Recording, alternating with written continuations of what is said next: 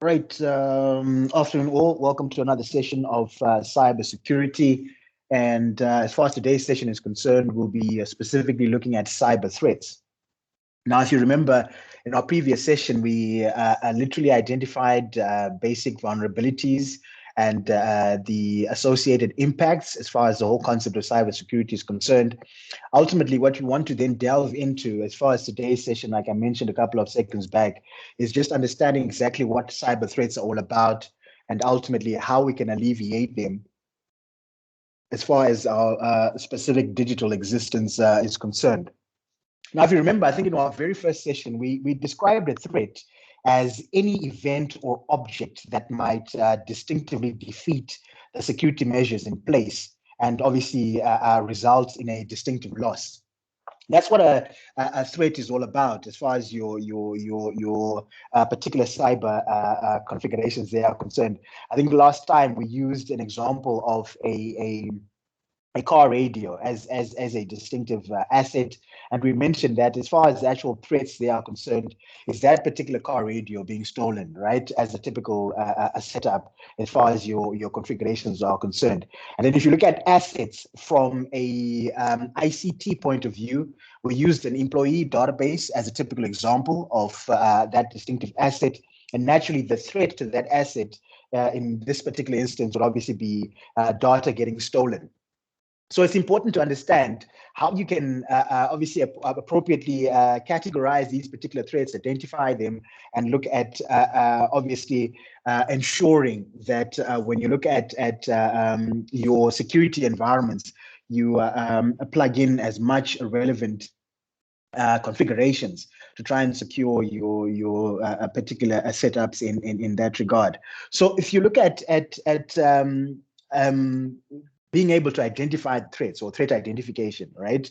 You've got a typical example of distinctive categories associated with your particular setup. So if you look at it from a general perspective, a natural disaster is a typical example of a threat, right? And when you're looking at the examples of this, will be fire, floods, or earthquakes in that particular instance.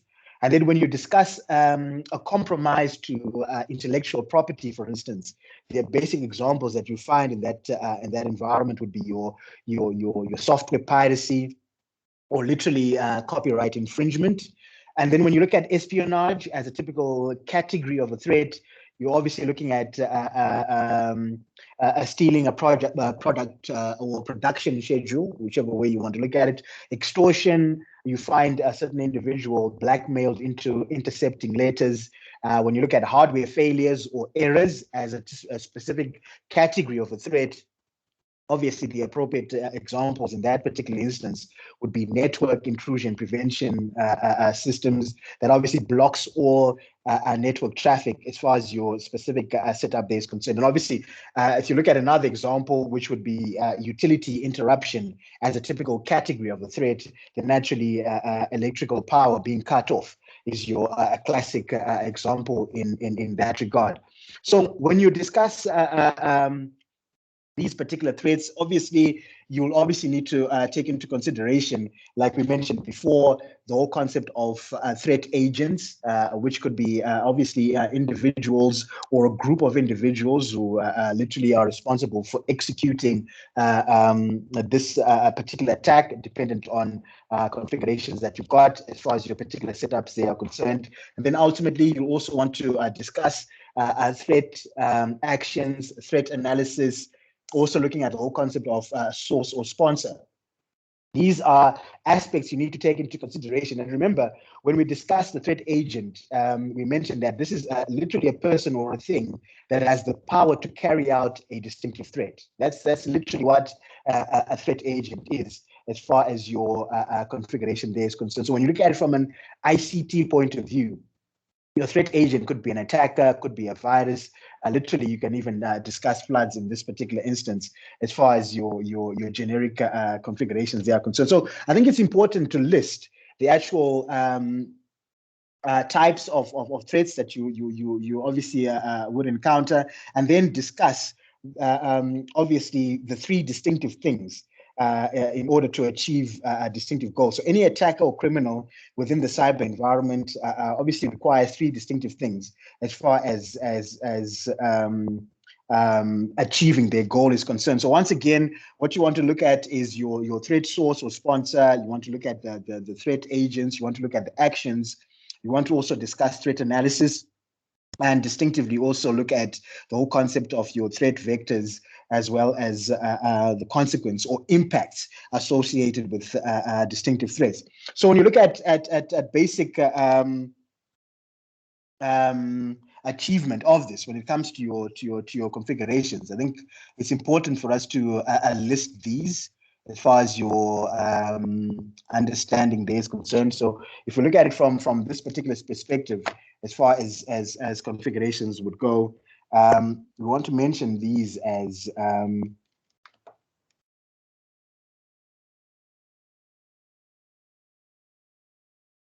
can say you can mention these as things are required.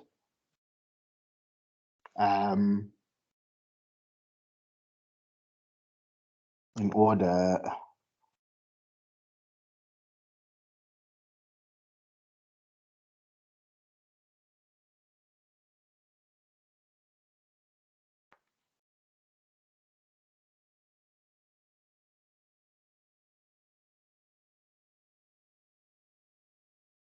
right? And first of all, you want to distinctively discuss a motive. I think we've mentioned this prior.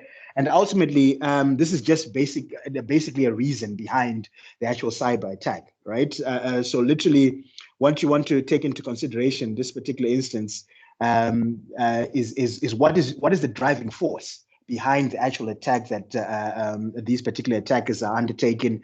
And naturally, in certain instances, you discover that one of the first and foremost reasons, or one of the first and foremost motives, is literally money. But obviously, there much more elements at play as far as this particular setup is concerned. You can look at proving a point. You can look at the whole concept of revenge.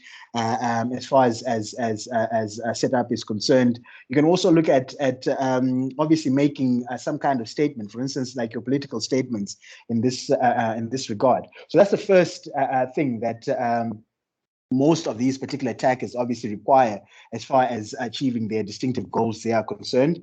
And then the second thing that you also want to take into consideration there is the means, right? How are they undertaking this particular attack, right? So ultimately, you find that in certain instances, most attackers with little or no skill will distinctively fail in their endeavors and will probably be identified and obviously face justice as far as your particular environment there is concerned.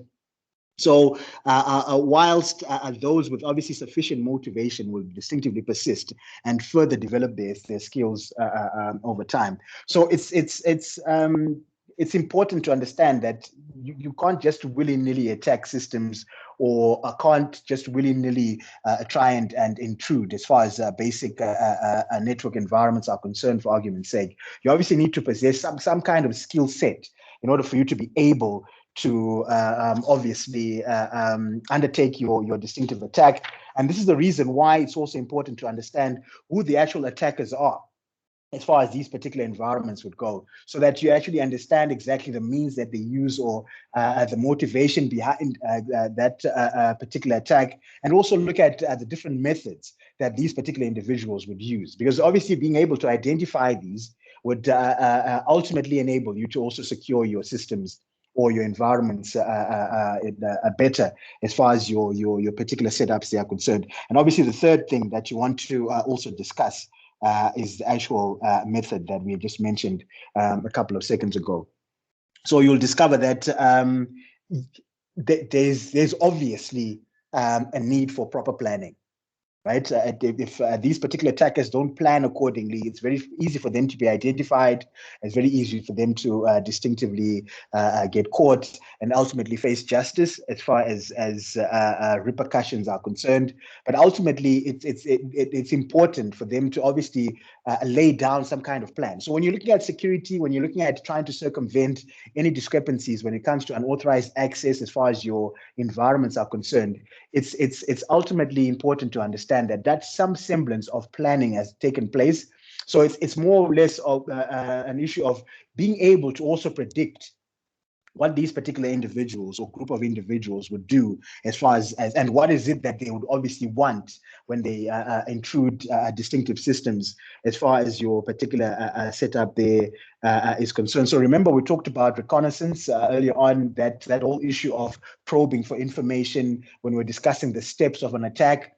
This is part and parcel of it, right? Because you don't want to, if you're an attacker, literally, you don't want to go in blind, right? And again, if you're someone who's trying to protect against the attack, you also want to understand exactly or take into consideration that there is at least some level of planning that has taken place, and obviously what particular type of methods are these particular individuals are going to distinctively use. So who are these attackers, right? So it's important to understand who the attackers are, what kind of skill sets they have, and ultimately what particular methods, again, like we were mentioning earlier on, they would use. Because remember, most of these attackers would have a specific type of signature in the way in which they penetrate or literally try and intrude as far as basic systems are concerned. So it's important to understand in which particular category these particular attackers would fall under, so that it makes it a lot easier for you to obviously try and secure your environments as far as your setup are concerned. So literally what you want to ask is who are these attackers, right? Who are the actual attackers? Right, and you've got a whole host of them as far as your configurations will go. I think more often than not, there's this misconception that okay, everyone who's going to literally try and access systems in an unauthorized fashion just falls within the hacker category. But you obviously have specific terms associated with them. You've got your generic hacker, you've got what they call script kiddies, you've got spies, you've got employees, you've got cyber criminals. So it's important to understand who's who, and ultimately, again, like we mentioned before, what type of methods that these particular individuals would use as far as your specific environments there are concerned. So ultimately, when you look at the term hacker, right, it's the one that is literally commonly used as far as intrusion is concerned within the cyberspace.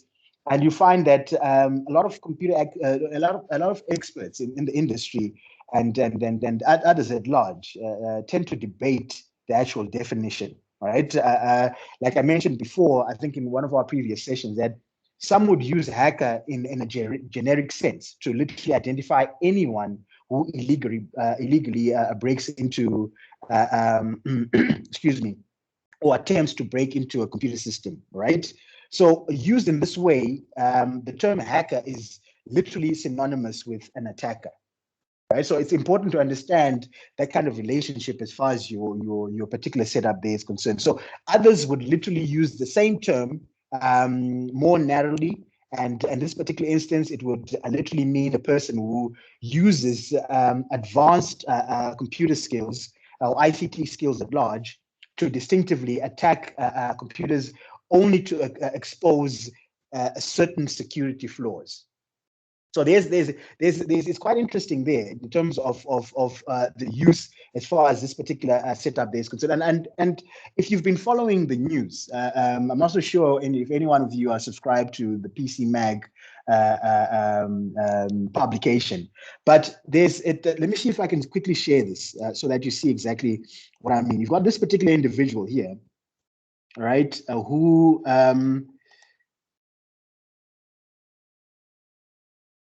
where are we? We want this particular window. Yeah, there you go. So I got this. This was published about 2-3 days back, right? As far as content is concerned. So PC Gamer, rather, that's the actual publication that I was talking about as far as content is concerned. So he's got this particular hacker who literally stole and obviously gave back about 600 million US dollars and ultimately ended up getting offered a job and a reward from the actual company that he distinctively stole from.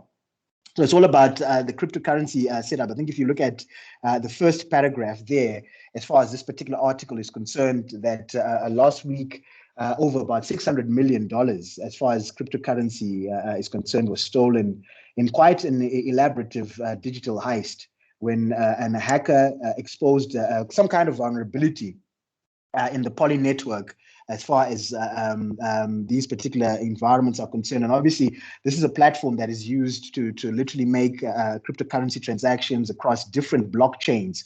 And if that wasn't an actual wild story, as the author mentioned in this particular instance, that particular individual obviously later returned nearly all of the stolen currency, rather, after some illegal transactions were distinctively flagged, obviously, which made the money nearly more impossible to convert as far as to USD is concerned. But obviously, that same individual ended up getting offered the job and so on. But what I was trying to put across as far as that, I think in your spare time, have a quick look at that particular article as well, just to understand some of the mechanisms put in place. So in essence, like I was just saying prior to sharing this particular article, is that others distinctively use that term in a very narrow fashion, again, like I mentioned before, to literally indicate certain individuals would obviously use advanced ICT skills to obviously look at the whole concept of attacking a specific machine or a specific network or a specific set of machines, whichever way you look at it, just to expose the actual flaws, right? So it's more or less the whole concept of what they call penetration testing. So although that breaking into another person's machine is distinctively illegal, obviously, as all of us know, you find that most of these hackers believe that it's literally ethical as long as they do not commit theft, vandalism, or breach any confidentiality. So in this particular instance, this is something that you can probably also liken to this article as well, that this particular individual literally ended up giving the money back. Obviously, we don't know what the motives are. There's a whole issue at large there.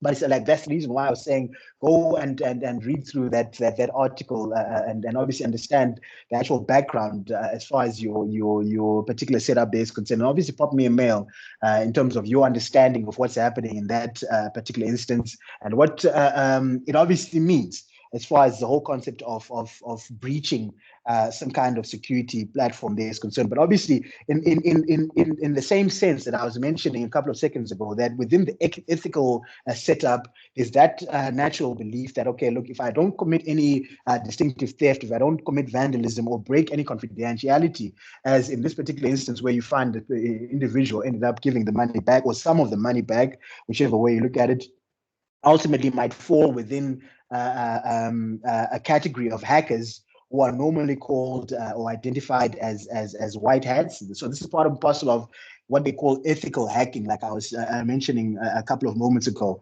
just a way of trying to expose certain breaches as far as your environments would go. And then the other thing as well, you also want to understand is that you also find what they call black hats, naturally, as the term would say, or as the particular opposite there. You'll find that you're looking at some kind of unethical hacking, where most of the breaches there are for malicious intent, as far as basic environments would go. And then you've got people that would fall in between, that are known as gray hats. All right, these are individuals or group of individuals that are literally sitting on the fence. That at one point in time they're looking at ethical hacking. At one point in time they're looking at malicious hacking. It all depends as far as the particular setup there is concerned. So normally you find that there's that generic claim that their motive, like I mentioned before, is to improve security. But obviously, as far as that particular setup is concerned, it's all about obviously enabling organizations or institutions to improve security by arguably seeking out your security holes.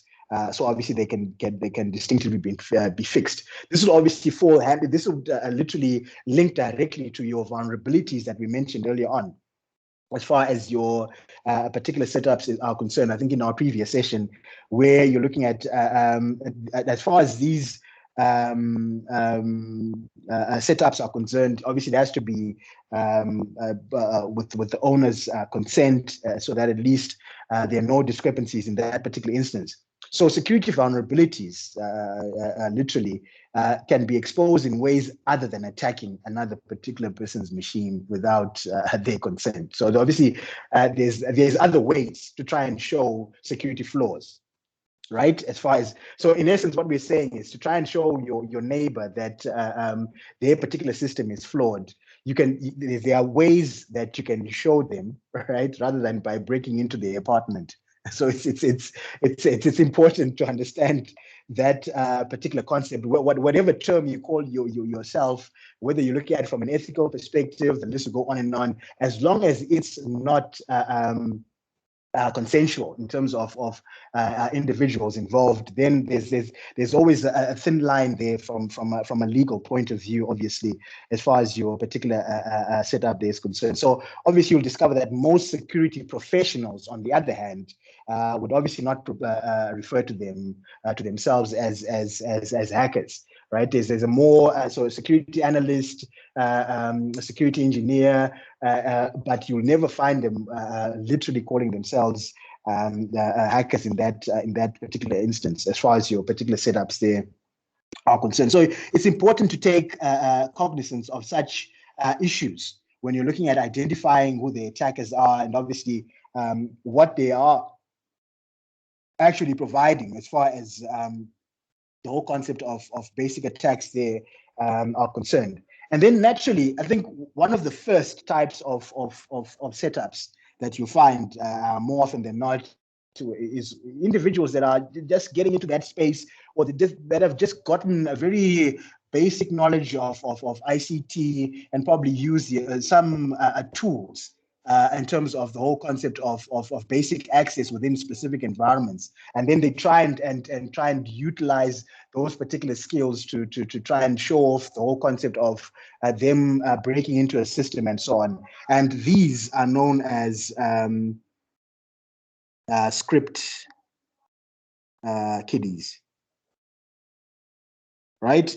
And as far as these particular individuals are concerned, most of them want to break into computer systems literally to create damage, right? But if you look at it from a different point of view, like I was mentioning earlier on, where hackers literally have an advanced knowledge as far as ICT and basic networking is concerned, script kiddies are literally unskilled users.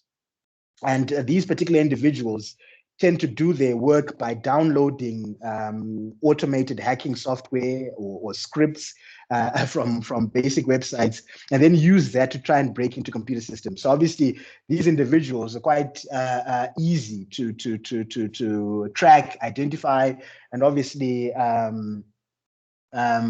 look at apprehending in certain instances, because they have a limited skill set as far as understanding what's happening with ICT at large, and then looking at your networks would go. So obviously, while these particular individuals obviously lack that technical skill set that a lot of hackers out there would have, they are sometimes considered obviously more dangerous. Because remember, the more you don't know what you're doing, the more dangerous you become as far as whatever environment you're talking about. It doesn't have to be from an ICT point of view. In any particular industry, if you're not certain, or if you're not clued in what you're doing, you're literally the most dangerous individual as far as particular setups they are concerned. So, like I was mentioning earlier on, these script kiddies obviously tend to use computer users who literally, or tend to be rather, users who have almost unlimited amounts of time. Right. So after time, these individuals have got a lot of time on their hands, and obviously that time is literally then used to attack systems at large, as far as a setup there is concerned. So obviously, their particular success in using automated software scripts literally tend to fuel their desire to obviously break into more computer systems, break into more networks, and obviously distinctively cause more harm as far as particular setups they are concerned. The other ones that you want to also discuss in this particular instance, you've got the second one that you also want to take into consideration is the whole set of what are known as hacktivists, as far as your particular. So you've got another group that is called hacktivists, right? And obviously these literally have cause for support, right? You'll find that there's a bit of I think a thin line in terms of moral objectives or moral motivation or moral reasoning behind their particular attacks. So you could have individuals that are within the environmental space, just for argument's sake, or within a specific political arena. The list will go on and on, that are trying to prove a point, that are trying to put their points across, that are trying to probably expose certain organizations that are undertaking their operations in an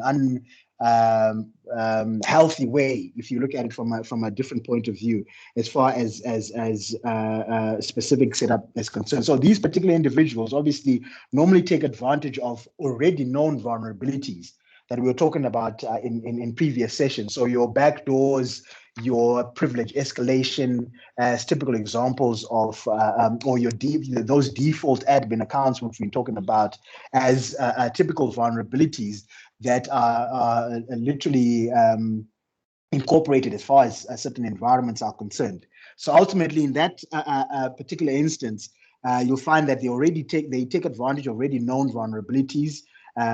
Obviously, in certain aspects, as far as your website applications are concerned, to obviously conduct these particular attacks. So once they identify, these are relatively easily corrected, right? Obviously, as far as the basic vulnerabilities are concerned. But in the meantime, these particular individuals obviously have enjoyed that sufficient exposure as far as setups there is concerned. So some of them are out there just to cause mischief. Naturally, it's not always about motive, if you want to look at it or it's not always about, for lack of a better expression, a plausible motive. Some are just there for mischievous reasons. Remember last time we mentioned the fact that someone just breaks into a system just because they can, or as some kind of trophy, as far as configurations there are concerned. So it's important to take distinctive consideration of that. I think a typical example, if you look at what your author from your prescribed textbook mentions there, is that you find that some of these particular activist attacks have had literally a much higher profile in certain instances. And obviously, as a typical example of the anonymous attack on the Church of Scientology, following its legal action against YouTube, obviously for publishing one of its propaganda videos, as far as specific setups there are concerned. So you can also even discuss your generic spies. And normally you find that a computer spy is distinctively just a person who literally has been hired to break into a computer, steal information, and then they're good to go. So in certain instances, you find that spies do not randomly search for unsecured computers to attack, as when you compare it to script kiddies, for instance. And obviously, as far as hackers are concerned as well. But you find that these particular individuals are hired for a specific purpose, right? So hired to attack a specific computer system or a specific system at large that obviously contains sensitive information, right? As far as your particular setup there would go. And obviously their main goal is to break into that particular system, take the information without drawing any attention. So this is the catch when it comes to spies. that while the others might want to leave some kind of signature or some kind of calling card, if you look at it from a different point of view, most often than not, when you look at your spies, just with your generic espionage across the board, you infiltrate and make sure that you're not exposed or found out. You have to be as stealth as distinctively possible. So when you look at their distinctive goal, like I mentioned before, break into that system, get the information, obviously without drawing any particular type of attention to the action. So you find that spies, like hackers, obviously would possess a excellent skill set as far as ICT there is concerned. So your spies will obviously within the same category as your hackers there in terms of the basic skill set associated with their particular setup. So that's another type of attacker that you want to distinctively talk about as well. So your spies in that particular instance, I think here, let's make sure this is legible. Yeah, there you go. So spies would also be another category of individuals that you'd find as far as your particular setup there is concerned. So normally, there's a generic term in terms of who the attackers are, right? That term that we've mentioned before in terms of criminals. So sometimes you might find subdivisions or subcategories, if you want to look at it from a different point of view, in terms of minor criminals, organized criminals, but ultimately one and the same within the configuration at large. So you've got your cyber criminals, and these particular individuals are just distinctively a loose-knit network of attackers, right? That literally are looking at breaking into systems. These particular attackers can also be identity thieves. They can also be financial fraudsters, right? That's the generic understanding in terms of what your particular cyber criminals are. So that loose-knit network of attackers, identity thieves, as well as financial fraudsters. And these particular criminals now are often described as individuals that are distinctively more highly motivated, right?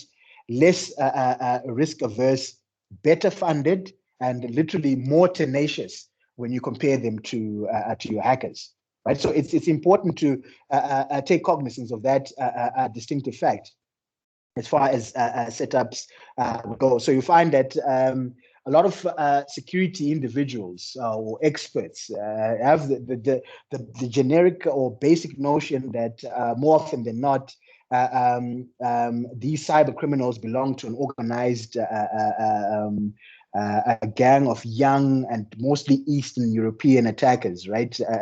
And obviously they argue that the reason why this particular area may be responsible for some of the large number of cyber criminals that are incorporated would be distinctively summarized in terms of strong technical universities in those particular regions and areas, low incomes in certain instances, unstable legal systems, and obviously a tense political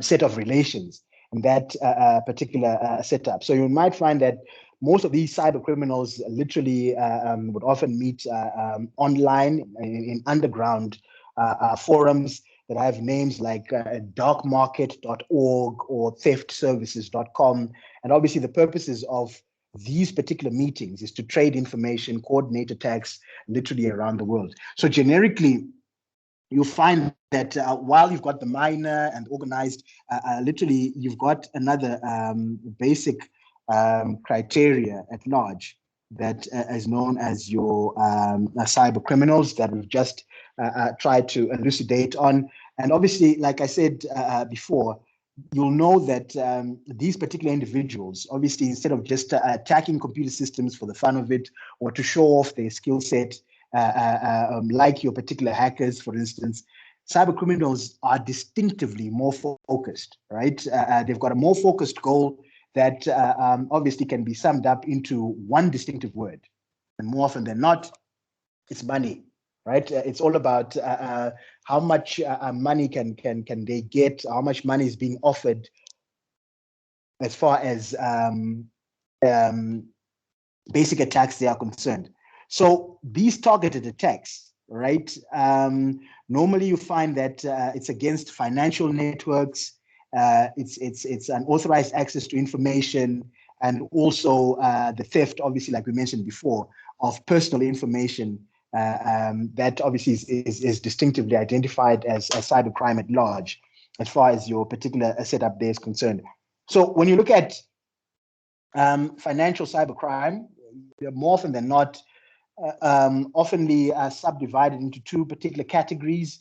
The first uses stolen credit card data, right?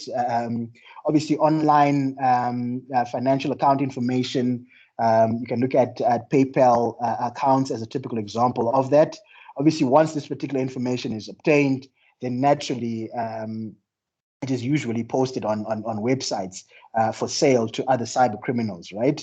And obviously, typically that data is then advertised, and there are ways and means as far as specific setups there are concerned. So it's important to take cognizance of that distinctive fact there as far as your cyber or financial cybercrime is concerned. The second category you want to also discuss in this particular instance obviously involves sending millions of spam as far as emails are concerned. Obviously, peddle counterfeit drugs, pirated software, fake watches, as far as environments are concerned. And obviously, you'll find that cybercrime, both trafficking in stolen credit card numbers and financial information, obviously, as well as spam, literally has reached quite alarming proportions as far as the cyber environment setup there is concerned. And concurrently now, as far as these particular cyber criminals are concerned, you will also discuss a cyber terrorist as well, right? In this particular section of understanding who the actual attackers are, as far as your specific setups there is concerned. So when you look at your terrorists, on the other hand, these particular individuals' motivation may be defined by ideology. So this is the main defining criteria. I think if you want to look at it from a different point of view, that literally separates criminals from terrorists, right? More often than not, there is a defined kind of ideology that is there, or literally you find that it's attacking for the sake of principles or beliefs. That's what terrorism is all about at a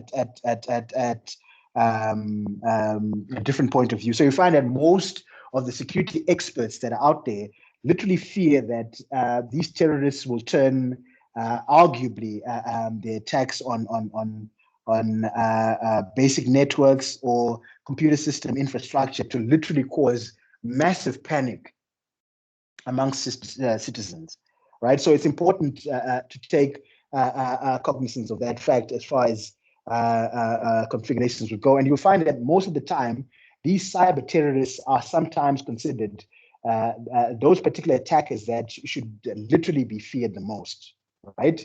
For it's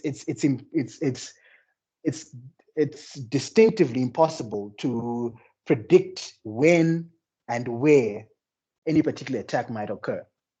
That's why it becomes a bit scary in that particular instance. So unlike hackers who continuously probe systems or create attacks, these particular cyber terrorists can be inactive for several years, right? Completely off the grid.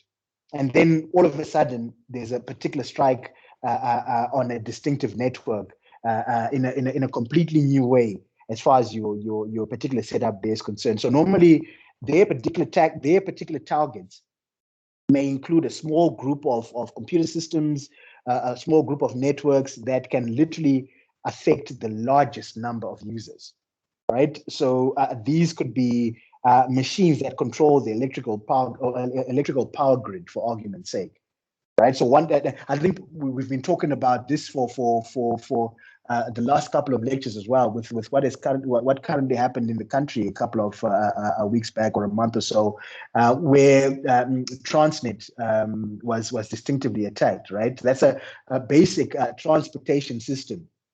And while they've mentioned that they've patched their particular systems and everything should be good to go, but it can be crippling at that particular moment in time. And normally we find that crippling effect can last for weeks, sometimes even months on end in certain instances.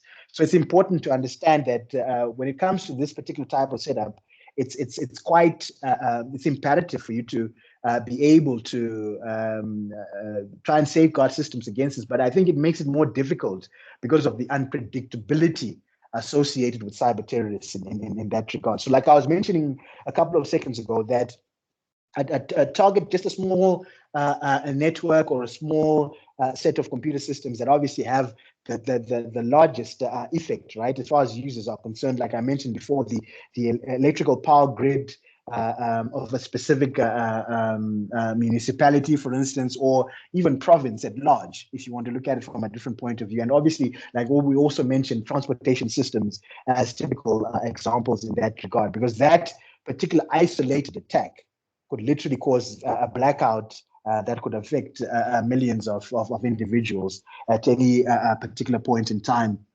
in that distinctive instance. So the other term that you also find is employees, also known as insiders, naturally.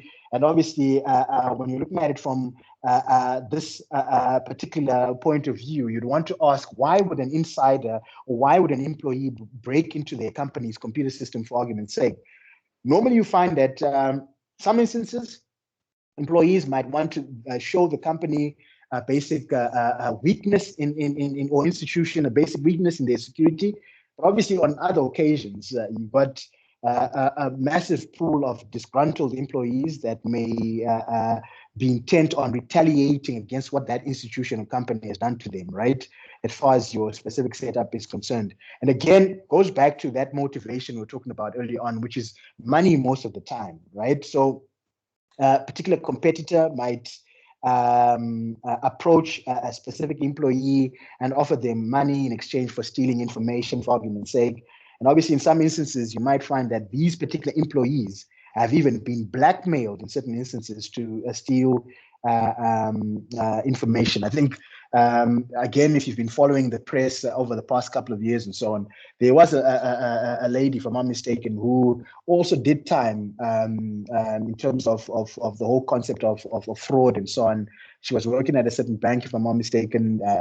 But in this particular instance now, she ended up getting blackmailed by a certain group of individuals that knew where she lived, that knew her family, that knew where her children went to school and so on, and asked her to breach security in that particular instance. So sometimes you might find that it's not just a motivation of money and so on, but more often than not, you've got these particular individuals quite in quite a predicament in terms of, because obviously in that particular instance, they can't go to the authorities, because if there's any flag, then obviously these particular individuals would retaliate accordingly. Imagine if someone would tell you that, okay, look, I know exactly where you live, I know exactly who's there, I know exactly probably where your children go to school, and so on and so on and so on. Make sure that you do this for us, or ultimately will retaliate accordingly. So it's quite tricky in that.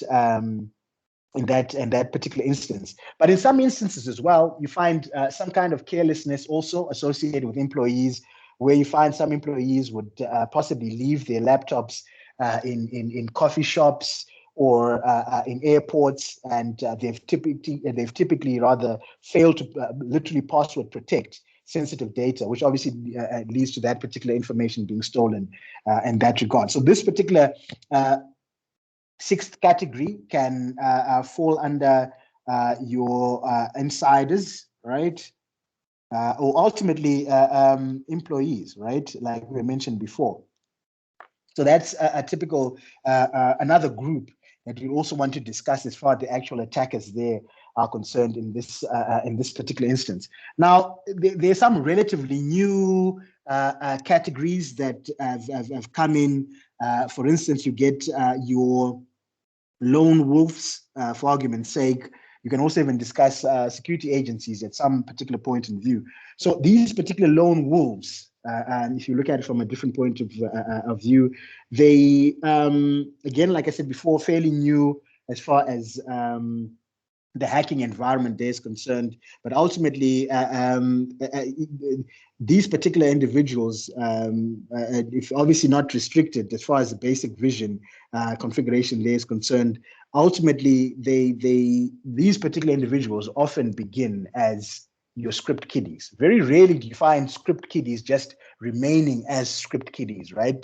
If these particular individuals are motivated, then they'll obviously need to hone their skills appropriately to get to a specific level where they're adequately knowledgeable about the ICT space, adequately knowledgeable about the whole environment in terms of the cyber configuration there. And obviously, once they get to those particular levels, they can cause much more damage as far as basic intrusion there is concerned. But normally you find that basic motivation just to get some kind of high five from their peers.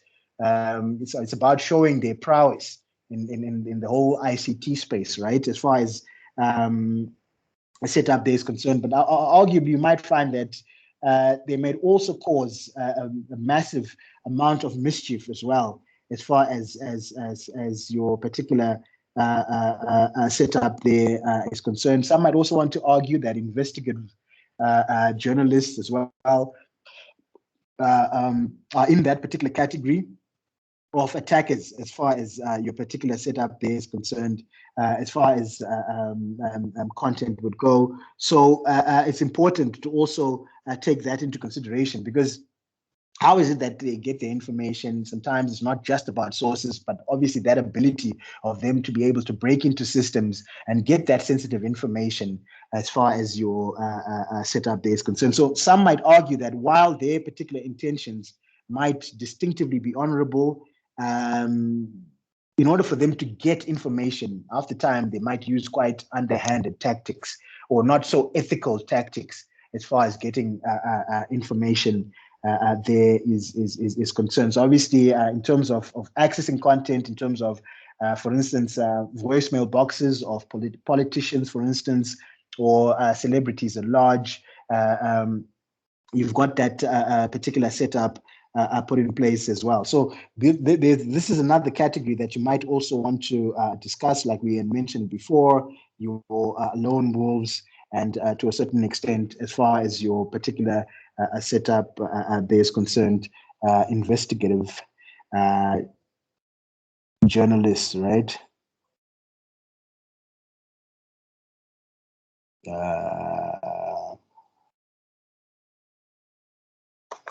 Journalists as well. So this is a typical example of the actual some of the generic attacks that are there. And like I mentioned before, you can also even discuss your security agencies as well as a group of individuals or organizations that literally are responsible for these particular attacks at a specific point in time.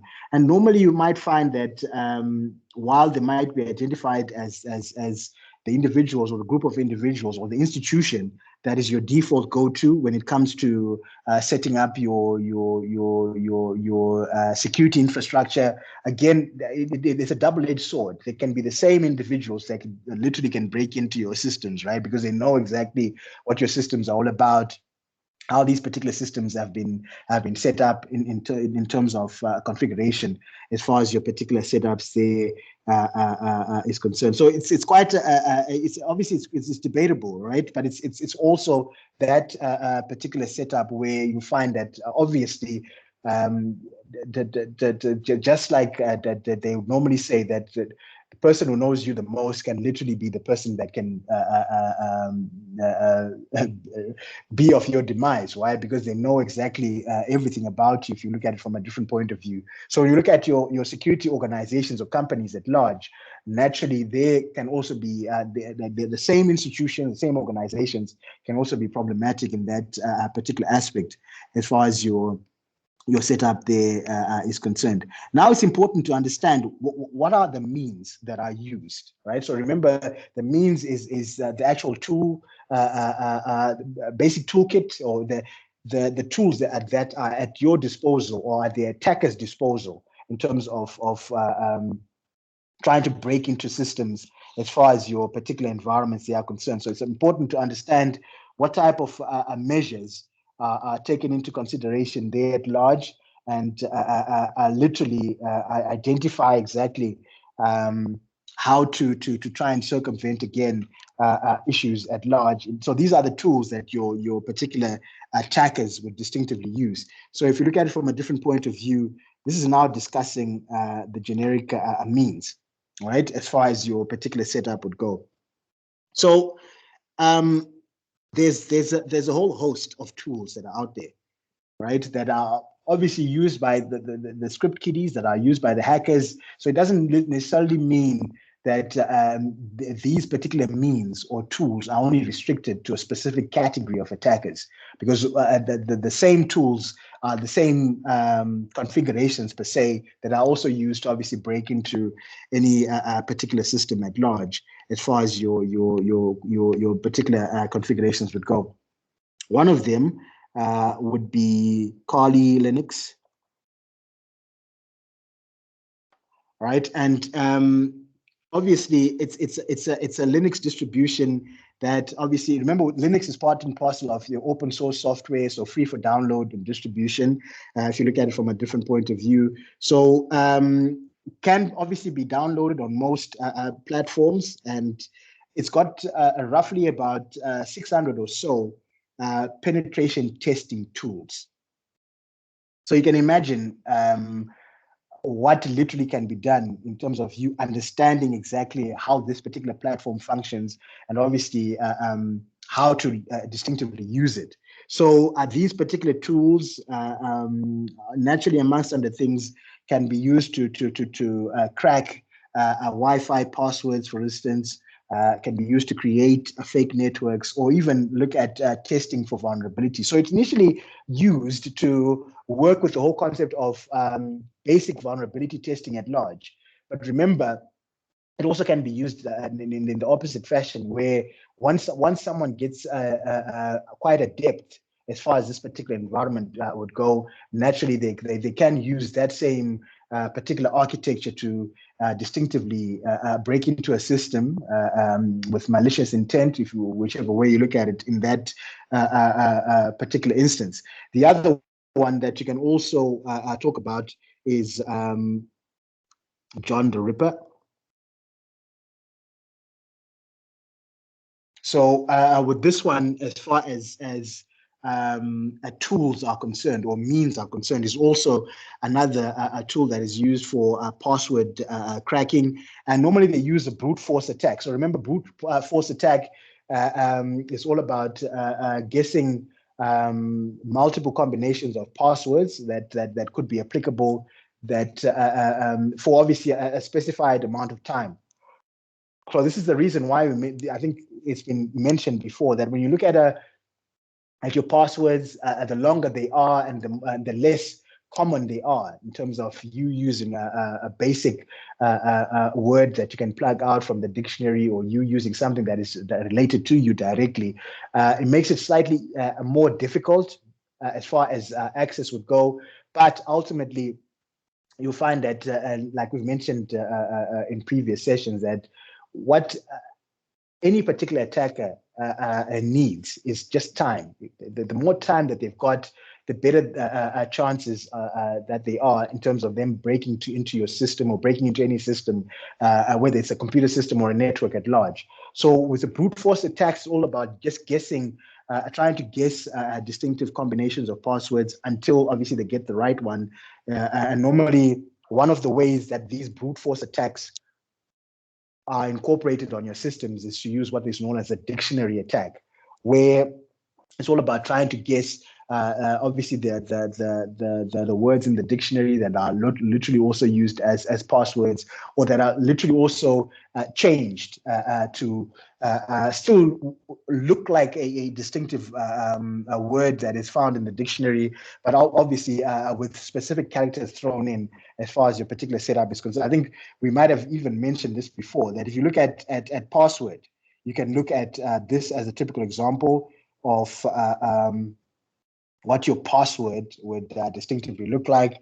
And literally that is still something that mimics a word in the dictionary. While you've used a capital, while you've used a special character, while you've used an actual number in there, this is still a word that can be found in the dictionary. So literally part and parcel of your brute force attack configurations in that particular instance. So obviously, as with all password cracking tools, the complexity of the password, which is obviously a mix of characters and length of the password, will determine how long it takes. Doesn't mean it won't be cracked, or doesn't mean it can't be tracked, but it just makes it more difficult, which means that it takes more time in that regard. So the other thing that you also want to discuss is Nmap, and with this one, it's a network scanning tool that obviously allows users to basically understand what host systems are available and what particular services are there as far as your particular setup is concerned. Also checking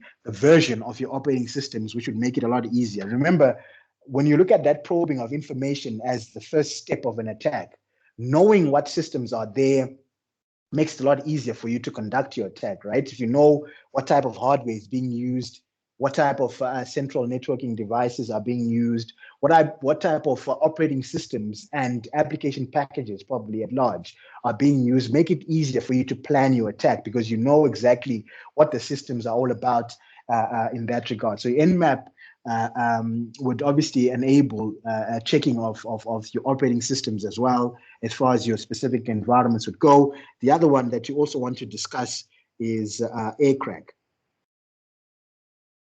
Right, and as far as this particular Aircrack is concerned, a wireless network tool now that obviously is looking at capturing packets and obviously exporting that particular data to text files for further processing by third-party tools. And remember, when you capture packets, it's also easy for you to get what the actual passwords are as far as your network is concerned, your wireless network is concerned, and also looking at what particular data that is being sent across devices within that wireless network is as well, as far as your particular setup is concerned. I think when we're discussing computer architecture, we mentioned that within a wireless platform, you've got certain password architectures that are put in place, right? Like your WEP, your WPA, your WPA2, your WPA3, and so on, and the enterprise configurations in that regard that make it more difficult. Obviously, WEP is not really recommended if you're looking at environments where data is sensitive, or environments where you're looking at for more protection, because normally passwords sent in clear text in that regard, there's not that much in terms of encryption and when you deal with WEP. But on the other hand, when you work with your wired equivalent, not wired, but rather your wireless protected access, which is your WPA, it's got better encryption standards, especially when you look at enterprise configurations in that regard. The other one that you also want to take cognizance of is Wireshark, right? And as I just mentioned, part and parcel again of scanning networks, but distinctively both your Unix and Windows, as far as your basic configuration platforms in that regard, they are concerned. So it's all about being able to capture live actual data as far as your packet configurations are concerned from your basic network interface there, opening the files that obviously contain captured packet data, and also importing from your text files as far as your configurations are concerned. And another one in terms of scanning your particular networks as well is concerned, you can discuss NESIS as another one that is relevant there, vulnerabilities within your network environments. And you'll find that this one is also available both for free and paid versions as far as your particular setup there is concerned. And then ultimately, you can also discuss your Angry IP scanner, right? And ultimately, your Metasploit. Right. So as far as these are concerned, a penetration tester, when you're discussing Metasploit, obviously with the ability to search for any vulnerabilities within any particular network, and then naturally look at manipulating those vulnerabilities naturally. And it literally looks at testing intrusion detection systems as far as your particular environments would go. And then on the other hand, your Angry IP scanner, network discovery tool, obviously, that uses that ping command that we've discussed in network architecture before, as far as each particular IP address on that particular network is concerned, to check whether there's some kind of response. If there is, then obviously there's manipulation in that regard. So we've mentioned the whole issue of the stages of attack methods. I think we mentioned that in one of our previous sessions in terms of how a specific attack is conducted. We talked about probing for information, penetration of any particular defenses in that instance, modifying security settings, circulating to other systems, and obviously paralyzing the network at large. So I think that one is a given. You'll also find that other literatures like your prescribed text will talk about reconnaissance, which is exactly the same concept as probing for information. Then you get your preparation or weaponization, delivery, all the way down to actions on distinctive objectives in that regard. So they both are literally just associated with basic attacks as far as your particular environments are concerned. So it's important to take cognizance of either or, because it's literally one and the same thing. And obviously, when we've discussed dark patterns before as part and parcel of your the different types of cyber attack and attack vectors that distinctively exist. And remember, with dark patterns, we mentioned the whole concept of these being just some kind of psychological scanning in terms of how you would react to certain colors, certain icons, certain designs or layouts of distinctive websites in order for you to be literally not coerced, but inadvertently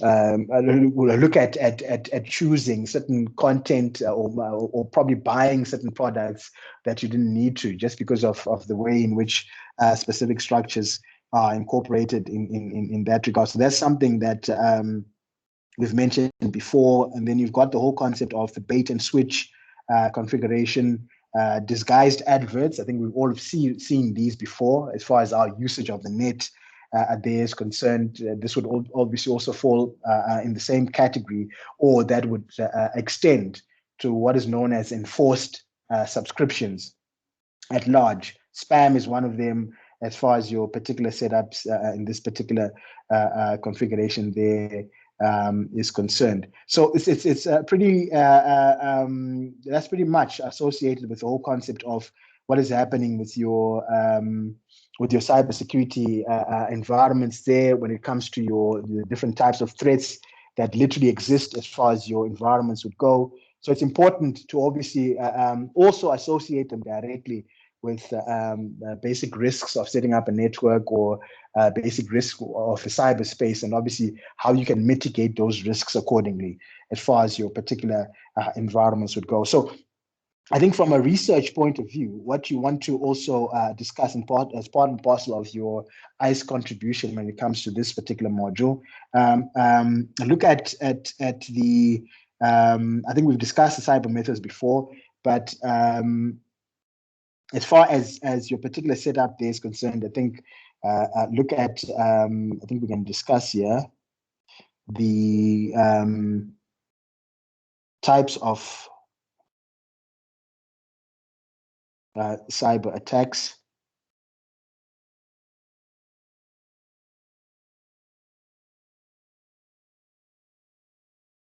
so types of cyber attack and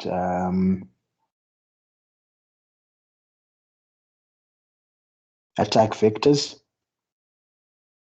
Right, so I think look at that in a bit more detail, and then also what you want to take cognizance of as far as your particular setup there is concerned is the risks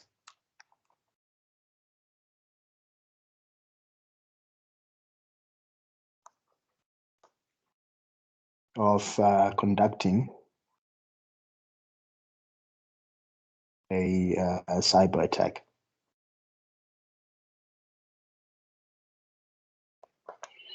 So these are the two main setups that you want to discuss as far as your particular research there in terms of further understanding is concerned. Look at the types of cyber attack and attack vectors that distinctively exist as a broad heading or a section as far as your configurations in terms of threats they are concerned, and also then look at the whole concept of discussing the actual risks of literally conducting a cyber attack as far as your basic environment sections there is concerned. So just ensure you complete that accordingly. I think in our next session, which should be Monday, we should have that content up and ready, have a brief discussion on that before we start moving to the next section as far as your module material and content there at large is concerned. So once again, types of attack, cyber attack and attack vectors, as well as your what is the actual risks of conducting an actual cyber attack as far as your basic environments at large there is concerned. Right. Do we have any questions, contributions, and or concerns? So feel free to use the chat section or ultimately unmute your mic, state your case. Any questions, contributions, or concerns from anyone as far as this particular session here is concerned? Any questions, contributions, or concerns as far as your cyber threats are concerned? Yeah.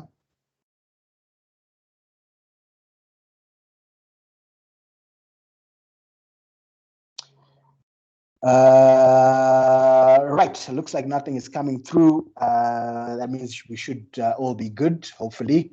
If you still need to engage on that platform, just pop me a mail as usual, and then we can always